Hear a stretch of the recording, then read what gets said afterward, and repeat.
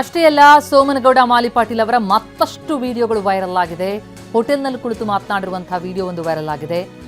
Shivashankar entry ಮಾಡಿಸಿದ್ದೇ ನಾನು ಅಂತಾರೆ ಸೋಮನಗೌಡ. ಬಹಿರಂಗವಾಗಿ ಗುರುಗಳ ಪರವಾಗಿ ಮಾತನಾಡಿದಂತಹ ಪಾಟೀಲ್ ವಿಡಿಯೋದಲ್ಲಿ ಆಡಿದಂತಹ ಮಾತು ವಿರುದ್ಧವಾಗಿದೆ. ಸ್ವಾಮಿ ವಿಚಾರ ಯಾಕೆ ನೀವು ಗಟ್ಟಿ ಇದ್ದಂತ ಗೊತ್ತಿಲ್ಲ. ಸಂಬಂಧ ಇಲ್ಲ, ಅವ್ರು ಯಾರು ಬದವಾಸ ಗೊತ್ತಿಲ್ಲ. ಸ್ವಾಮಿ ಗೊತ್ತಿಲ್ಲ ಅಂತ ಸ್ವಾಮಿ ಪರಿಚಯ ಆಗಿದ್ದ ನಮ್ಮ ನಾಳೆ ಪ್ರೆಸ್ ಮೀಟ್ ಹೇಳ್ತೀನಿ. ಜಾತ್ರೆ ಮತ್ತೆ ಏನ್ ಮಾಡಿದ್ರಪ್ಪ ನೀವು? ಕೋಟ್ರೇಶ್ ಪರಿಚಯ ಮಾಡಿಸಿದ್ ನನಗ, ಆದ್ರೆ ಇವನ ಪರಿಚಯ ಮಾಡಿಸಿದ್ದು ದೇವ್ರನಾಗು ನಾನು ವಚನ ಸ್ವಾಮಿ ನಂಬಿದ್ದಿಲ್ಲ. 100ಕ್ಕೆ 100 ಬೇಡ ಬೇಡ ಕರ್ಕೊಂಡು ಹೋಗ್ಬೇಡ ಅಂತಂದು.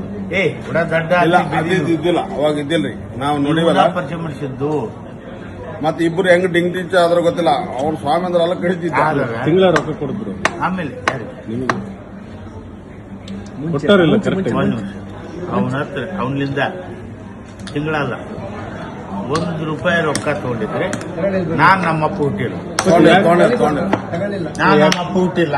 ಅಷ್ಟು ಗಟ್ಟಿ ನೀನ್ ನಮ್ಮಪ್ಪ ರಾತ್ರಿ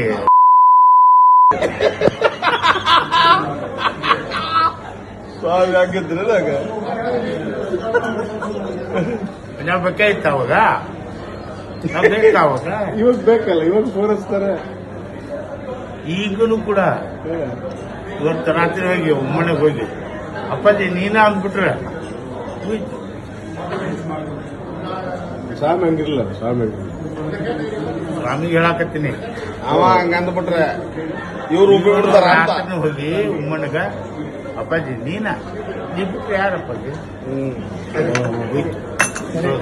ನಾನು ಅದನ್ನ ಹೇಳಿದೆ ಆಕ್ಚುಲಿ. ಯಾರು ಹೇಳ್ಬೇಕಾಗ್ತದ? ನಾನು ಹೇಳಿದ್ರೆ ಕೇಳೋ. ಶಿವಶಂಕರ್ನ ಎಂಟ್ರಿ ಕೊಟ್ಟಿದ್ದಾರೆ. ಯಾರು ಕೊಟ್ರ? ಸ್ವಾಮಿ ಕೊಟ್ಟಾನ. ನಿಂದೇನದ? ನೀನೇ ಕೊಟ್ಟೆ? ಹೆಂಗ ನಾನೇ ಎಂಟ್ರಿ ಕೊಟ್ಟು ಹೊರಗೆ ನೀವ್ ಹೋಗಿದ್ದೇನ ಅಲ್ಲಿ? ಎಲ್ಲ ಬೆಂಕಿ ಹಚ್ಚಿ ಕುದ್ದಿ ಹೆಂಗಾರೆ ಅವತ್ತು ನೀವು ಹೇಳಿದ್ರಿ ಈ ಮಾತನ್ನು. ನಿನ್ನ ಹೆಸರೇನ? ನೀನ್ ಯಾವಾಗ ಹೋಗಿದ್ದಿ? ನೀವೇ ಹೋಗಿಲ್ಲ. ಅದೇ ಅಂತ ನೀನು ಆದಾಗ ನೀನು ಹೋಗಿಲ್ಲ. ಸ್ವಾಮಿನ ಒಂದು ಕಾರ್ಯಕ್ರಮದಾಗ ಹೇಳಿಬಿಟ್ರಿ ಇವರು ಅನೌನ್ಸ್ ಆಗಿ, ಶಿವಶಂಕರಿಗೆ ಕರೀರಿ, ಅವ್ರಿಗೆ ಕರೀರಿ, ಇವ್ರಿಗೆ ಕರೀರಿ, ಇವರೇ ಅಂದಿತ್ತು. ಒಪ್ಪಿಗೆ ಯಾರು ಕೊಟ್ರು? ಒಪ್ಪಿಗೆ ಯಾರು ಕೊಟ್ರು? ಬರ್ಲಿ ಅಂತ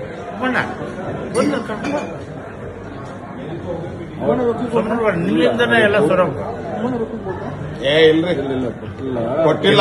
ಇವ್ರು ಯಾರಿಲ್ಲ. ಸಂದರ್ಭ ಬಂತು ಕೊಟ್ರು. ಬಟ್ ಸುಮ್ಮನೆ ಇವ್ರ ಮಾತಿಗೆ ಅಂದ್ರ ಜನದಾಗ ಬರ್ಲಿ ಬಿಡ, ಅವ್ರು ನಮ್ಮ ಸಮಾಜದವ್ರು ಅಂತಾರ. ವಚನಾನಂದ ಶ್ರೀ ಪೀಠಾಧ್ಯಕ್ಷ ಮಾಡೋದು ಇಷ್ಟ ಇರಲಿಲ್ಲ. ವಚನಾನಂದ ಸ್ವಾಮೀಜಿಯನ್ನ ನಾನು ನಂಬಿರಲಿಲ್ಲ. ಹೀಗಂತ ವಿಡಿಯೋದಲ್ಲಿ, ಆ ವೈರಲ್ ವಿಡಿಯೋದಲ್ಲಿ ಸೋಮನಗೌಡ ಪಾಟೀಲ್ ಅವರು ಹೇಳ್ತಾರೆ. ವಿಡಿಯೋದಲ್ಲಿ ಹಣ ಪಡೆದದ್ದು ಕೂಡ ವೈರಲ್ ಆಗಿದೆ. ಸಂಬಂಧ ಇಲ್ಲ, ಅವ್ರು ಯಾರು ಬದವಾಸ ಗೊತ್ತಿಲ್ಲ.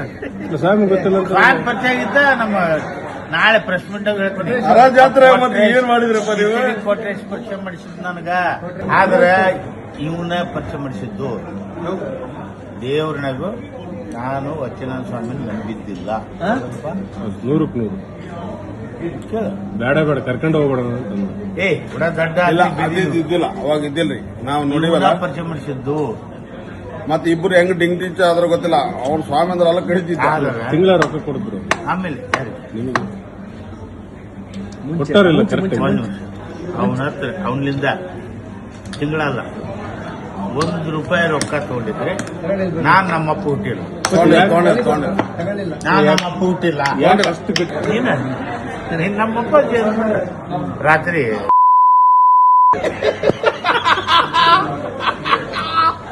ಸ್ವಾಮಿ ಹಾಕಿದ್ರಲ್ಲ ನಾವು ಬೇಕಾಯ್ತ ಅವಾಗ, ನಾವ್ ಬೇಕಾ ಅವಾಗ. ಇವಾಗ ಬೇಕಲ್ಲ, ಇವಾಗ ತೋರಿಸ್ತಾರೆ.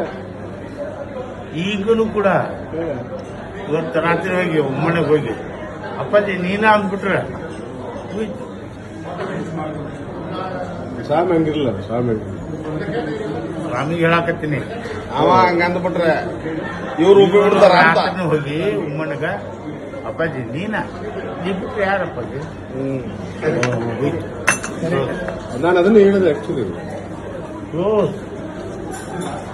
ಯಾರು ಹೇಳ್ಬೇಕಾಗ್ತದ? ನಾನು ಹೇಳೋದು ಕೇಳೋದು. ಶಿವಶಂಕರ್ನ ಎಂಟ್ರಿ ಕೊಟ್ಟಿದ್ದಾರೆ. ಯಾರು ಕೊಟ್ಟರು? ಸ್ವಾಮಿ ಕೊಟ್ಟನ. ನಾನು ಕೊಡ್ತೀನಿ. ನಿಂದೇನದು ನನಗೆ ನೀನೇ ಕೊಟ್ಟೆ ಹೆಂಗ? ಹೌದಾ? ನಾನು ಎಂಟ್ರಿ ಕೊಟ್ಟು ಹೊರಗೆ ಬಂದೆ. ನೀವ್ ಹೋಗಿದ್ದೇನಲ್ಲಿ ಎಲ್ಲ ಬೆಂಕಿ ಹಚ್ಚೋದು ಎಲ್ಲ ಬೆಂಕಿ ಹಚ್ಚಿ ಕುಂತಿ ಹೆಂಗಾರೆ ಅವತ್ತು ನೀವು ಹೇಳಿದ್ರಿ ಈ ಮಾತನ್ನು. ಈ ಬಗ್ಗೆ ಇನ್ನಷ್ಟು ಡೀಟೇಲ್ಸ್ ನೀಡ್ತಾ ಹೋಗ್ತಾರೆ ನಮ್ಮ ಪ್ರತಿನಿಧಿ ಬಸವರಾಜ್ ಈಗ ನೇರ ಸಂಪರ್ಕದಲ್ಲಿದ್ದಾರೆ. ಬಸವರಾಜ್, ಸೋಮನಗೌಡ ಪಾಟೀಲ್ ಅವರ ಬಹಿರಂಗವಾದ ಹೇಳಿಕೆ, ವೈರಲ್ ವಿಡಿಯೋದಲ್ಲಿರುವಂತಹ ಹೇಳಿಕೆ ತದ್ವಿರುದ್ಧವಾಗಿದೆ. ಯಾರ ಪರ ಏನಾಗ್ತಾ ಇದೆ, ಅದರಲ್ಲೂ ಇವತ್ತು ನಡೆಯಲಿರುವಂತಹ ಈ ಲೆಕ್ಕ ಅಭಿಯಾನಕ್ಕೆ ಸಂಬಂಧಪಟ್ಟಂತೆ ಈ ವಿಡಿಯೋ ವೈರಲ್ ಆಗಿರುವಂಥದ್ದು ಯಾವ ರೀತಿಯಾದಂತಹ ಇಂಪ್ಯಾಕ್ಟ್ ಆಗಬಹುದು?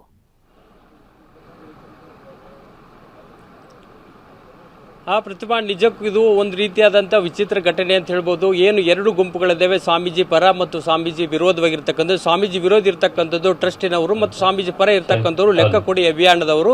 ಹೀಗಾಗಿ ಒಟ್ಟು ನಿರಂತರವಾಗಿ ಒಂದಿಲ್ಲದೊಂದು ಕಾರಣಕ್ಕೆ ಒಂದು ವಿಚಿತ್ರ ಒಂದು ತಿರುವನ್ನು ಪಡೆದುಕೊಳ್ತಾ ಇರ್ತಕ್ಕಂಥದ್ದು. ನಿನ್ನೆ ತಾನೇ ಒಂದು ಆ ಲೆಕ್ಕ ಕೊಡಿ ಚಳವಳಿಗೆ ಬೆಂಬಲವಾಗಿ ಏನು ಸೋಮನಗೌಡ ಪಾಟೀಲ್ ಅವರು ಬಂದು ಟ್ರಸ್ಟಿನ 3 ಜನ ಒಂದು ಸದಸ್ಯರು, ಪ್ರಧಾನ ಧರ್ಮದರ್ಶಿ ಸೇರಿದಂತೆ 3 ಜನರನ್ನು ಅಮಾನತುಗೊಳಿಸಿ ಬಹಿರಂಗ ಹೇಳಿಕೆಯನ್ನು ನೀಡಿ ಸ್ವಾಮೀಜಿ ಪರ ಒಂದು ಬ್ಯಾಟಿಂಗ್ ಮಾಡಿರ್ತಕ್ಕಂಥದ್ದು. ಆದರೆ ಈಗ ವೈರಲ್ ಆಗಿರ್ತಕ್ಕಂಥ ವಿಡಿಯೋ ನೋಡಿದರೆ ಸ್ವಾಮೀಜಿ ವಿರೋಧವಾಗಿ ಮಾಡಿರ್ತಕ್ಕಂಥದ್ದು ಮತ್ತು ಏನು ಈ ಮಾಜಿ ಶಾಸಕರಾದಂಥ ಎಚ್ ಶಿವಶಂಕರ್ ದೈವನು ಪ್ರವೇಶ ಮಾಡಿದ್ದಾರೆ ಮಠಕ್ಕೆ, ಅದಕ್ಕೆ ನಾನೇ ಕಾರಣ ಎಂಬತಕ್ಕಂಥ ಮಾತುಗಳನ್ನು ಕೂಡ ಹೇಳಿರ್ತಕ್ಕಂಥದ್ದು. ಕೆಲ ಅವಾಚ್ಯ ಶಬ್ದಗಳನ್ನು ಕೂಡ ಬೆಳೆಸಿರ್ತಕ್ಕಂಥದ್ದು. ಹೀಗಾಗಿ ನಿರಂತರವಾಗಿ ಒಂದಿಲ್ಲೊಂದು ಕಾರಣಕ್ಕಾಗಿ ಈಗ ಟ್ರಸ್ಟ್ನವರು ಇದೇ 13ರಂದು ಪಂಚಮಸಾಲಿ ಗುರುಪೀಠದ ವಚನಾನಂದ ಸ್ವಾಮೀಜಿ ಅವರನ್ನ ಒಂದು ಉಚ್ಚಾಟನೆ ಮಾಡಿರ್ತಕ್ಕಂಥದ್ದು. ಅದು ಉಚ್ಚಾಟನೆ ಆದ ನಂತರ ಇವರು ರಾಜ್ಯ ಸಂಘದವರು ಟ್ರಸ್ಟಿಗಳನ್ನೇ ಉಚ್ಚಾಟನೆ ಮಾಡಿರ್ತಕ್ಕಂಥದ್ದು. ಇವತ್ತು ಬಹಳ ಮಹತ್ವವಾದದ್ದು ಅಂದ್ರೆ ಲೆಕ್ಕ ಕೊಡಿ ಚಳವಳಿಯನ್ನು ನಡೆದಿತ್ತು. ಆ ಲೆಕ್ಕ ಕೊಡಿ ಚಳವಳಿಗೆ ಏನು ಟ್ರಸ್ಟ್ನವರು ಲೆಕ್ಕ ಕೊಡ್ಲಿಕ್ಕೆ ಮುಂದಾಗಿರ್ತಕ್ಕಂಥದ್ದು. ಎರಡೂ ಗುಂಪುಗಳು, ಪರ ವಿರೋಧ ಇರ್ತಕ್ಕಂಥ ಎರಡೂ ಗುಂಪುಗಳು ಇಂದು ಮುಖಾಮುಖಿ ಆಗಿರ್ತಕ್ಕಂಥದ್ದು. ಇದಕ್ಕಾಗಿ ಒಂದು ಭಾರಿ ಪೊಲೀಸ್ ಬಂದೋಬಸ್ತಿಯನ್ನು ಮಾಡಲಾಗಿರ್ತಕ್ಕಂಥದ್ದು.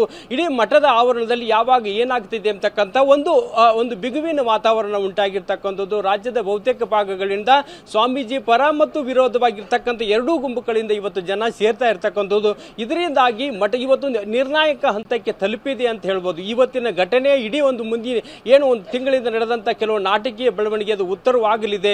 ಇದಾದ ನಂತರ ಸ್ವಾಮೀಜಿ ಅವರನ್ನ ಉಚ್ಚಾಟನೆ ಮಾಡಿದ್ದು ಮತ್ತು ಅವರನ್ನು ಮಠದಲ್ಲಿ ಹೊರಗೆ ಹಾಕ್ತಾ ಇರ್ತದ್ದು, ಅದನ್ನ ತಡಿತಾ ಇರ್ತಕ್ಕಂಥದ್ದು. ಹೀಗೆ ನಿರಂತರ ಒಂದಿಲ್ಲದೊಂದು ಪ್ರೊಸೆಸ್ಗಳು ಆರಂಭವಾಗಿರ್ತಕ್ಕಂಥದ್ದು.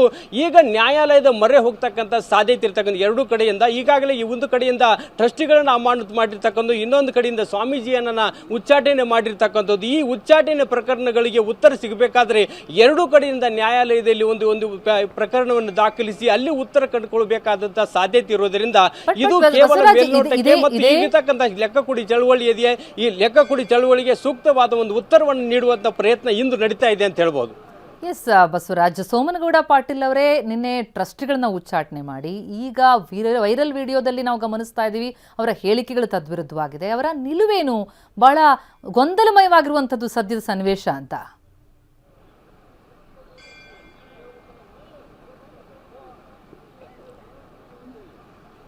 ನೀವು ಹೇಳಿದಂತೆ ಏನು ಅವರು ಸ್ಪಷ್ಟವಾಗಿ ಹೇಳಲಿಕ್ಕೆ ಒಂದು ನೈತಿಕವಾಗಿ ಏನೋ ನಿನ್ನೆ ಏನೋ ಒಂದು ಸುದ್ದಿಗೋಷ್ಠಿಯನ್ನು ಮಾಡಿದರೆ, ಸುದ್ದಿಗೋಷ್ಠಿಯಲ್ಲಿ ಸ್ಪಷ್ಟವಾಗಿ ಹೇಳಿರ್ತಕ್ಕಂಥದ್ದು ಸ್ವಾಮೀಜಿ ಕಡೆ ಯಾವುದೇ ತಪ್ಪಿಲ್ಲ ಎಂಬತಕ್ಕಂಥ ಒಂದು ಸ್ಪಷ್ಟವಾದ ಒಂದು ಅವರೇ ಹೇಳಿಕೆಯನ್ನು ನೀಡಿರ್ತಕ್ಕಂಥದ್ದು.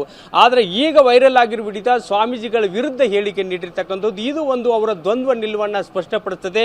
ಮೇಲಾಗಿ ಅವರು ರಾಜ್ಯ ಸಂಘದ ಅಧ್ಯಕ್ಷರು ಕೂಡ, ರಾಜ್ಯ ಸಂಘದ ಅಧ್ಯಕ್ಷರು ಮಠ ಹಾಗೂ ಟ್ರಸ್ಟಿನ ನಡುವೆ ಯಾವುದೇ ಭಿನ್ನಾಭಿಪ್ರಾಯಗಳು ಬಂದರೆ ರಾಜ್ಯ ಸಂಘ ಅದರಲ್ಲಿ ಮಧ್ಯೆ ಪ್ರವೇಶ ಮಾಡಬಹುದು ಎಂಬತಕ್ಕಂಥ ಮಾತುಗಳು ಏನು ಟ್ರಸ್ಟಿನ ಒಂದು ಬೈಲಾದಲ್ಲಿ ಇದೆ ಎಂಬತಕ್ಕಂಥ ಕಾರಣದಿಂದ ಅದೇ ಒಂದು ಅಧಿಕಾರವನ್ನು ಬಳಸಿಕೊಂಡು ನಿರಂತರವಾಗಿ ಏನು ಈ 3 ಜನ ಒಂದು ಟ್ರಸ್ಟಿಗಳನ್ನ ಅಮಾನತು ಮಾಡಿರ್ತಕ್ಕಂಥದ್ದು. ಈ ಅಮಾನತಿನ ಹಿನ್ನೆಲೆಯಲ್ಲೇ ಅವರು ಈ ಹೇಳಿಕೆಯನ್ನು ನೀಡಿರ್ತಕ್ಕಂಥದ್ದು. ಅದು ಒಂದು ರೀತಿ ಟ್ರಸ್ಟ್ಗೆ ಕೂಡ ಒಂದು ಲಾಭದಾಯಕ ಆದಂತಹ ಮತ್ತು ಟ್ರಸ್ಟಿಗೆ ಬಲ ಬಂದಂತ, ಟ್ರಸ್ಟಿನ ಪರವಾಗಿ ಅವರು ಹೇಳಿಕೆ ನೀಡಿದ್ದಾರೆ ಎಂಬತಕ್ಕಂಥ ಮಾತುಗಳು ಕೇಳಿ ಬರ್ತಾ ಇದೆ.